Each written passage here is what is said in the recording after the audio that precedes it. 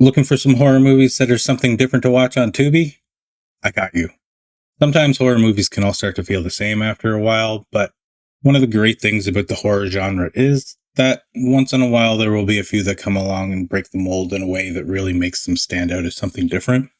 These are 5 unique horror movies on Tubi that are worth watching, in no particular order.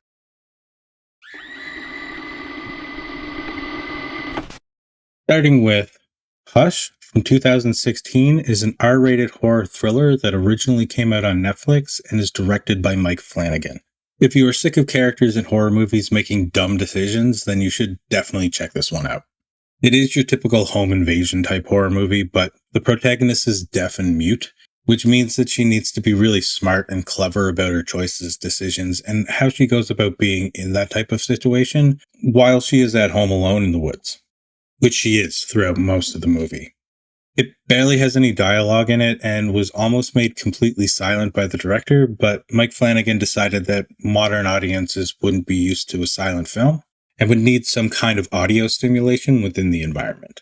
Also, if you're familiar with Mike Flanagan's TV shows on Netflix, this tells the story of the author who wrote Midnight Mass, which is a fun little Easter egg for people who are fans of his work.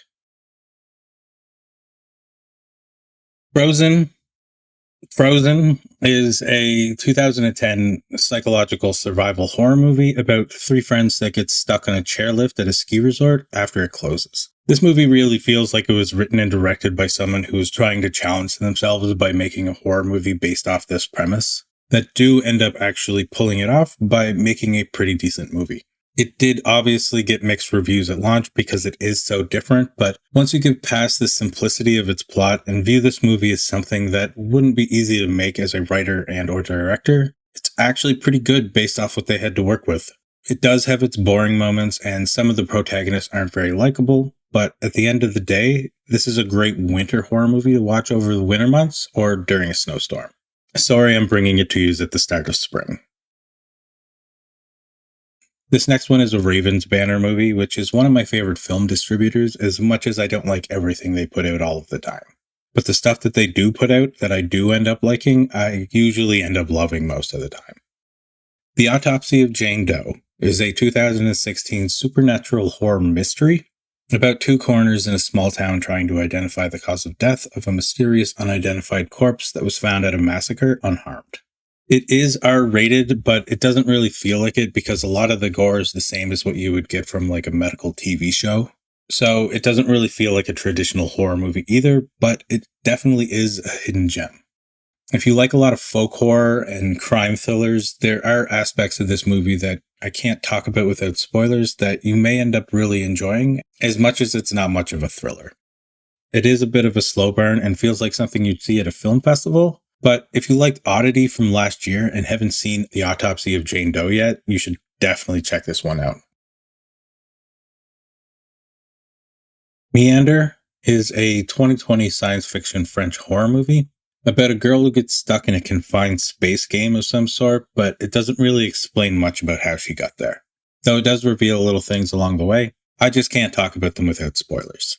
If you've ever seen a movie where they decide to climb into an air vent, that's basically this whole movie, except it's a horror movie and it's actually pretty good. The gore is very minor, it gets pretty suspenseful and claustrophobic, and there isn't really much dialogue, but if you're into a lot of horror movies that involve traps or escape rooms, then you may end up really liking this. I didn't mind that it doesn't really explain much at the start because that gives this movie a sense of mystery about what's going on throughout the whole thing. As much as I do love when a movie has a good first act in general, which seems to be a bit of a dying art these days.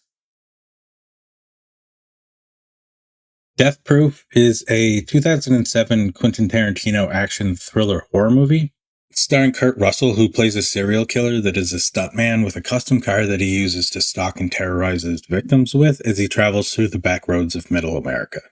This is a sexy movie, for lack of a better term, which some people may find to be a little misogynistic, but women are allowed to be sexy if they want to be, so to each their own. There's no SA or anything like that in it. It's just girls getting together for a night out with the girls most of the time, but it has themes of sex, drugs, and alcohol, which was a lot more common for the time period this movie was made in than it is now. It's made to look like it's from the 70s with its music and direction. So it has things like film grain and dirty film effects added to it, but they do use modern cell phone technology, placing this movie more in the time period that it was made in. There's not a lot of gore, but the gore that is in it is good. Having a stuntman as a villain makes for some pretty brutal kills that can be uncomfortable to watch, with his victims being trapped inside of a car with him, or brutal car crashes in general, but there's always a car involved in some way. It is 2 hours long, but it is fun and worth a watch. But that's going to be it for me. I will be leaving direct links in the description below to where you can watch these yourself. And if you're into B movies, cult classics, hidden gems, and horror, or just in the mood for something different than what the mainstream media has to offer you, like and subscribe. And I will see you again in the next video. Thanks for watching.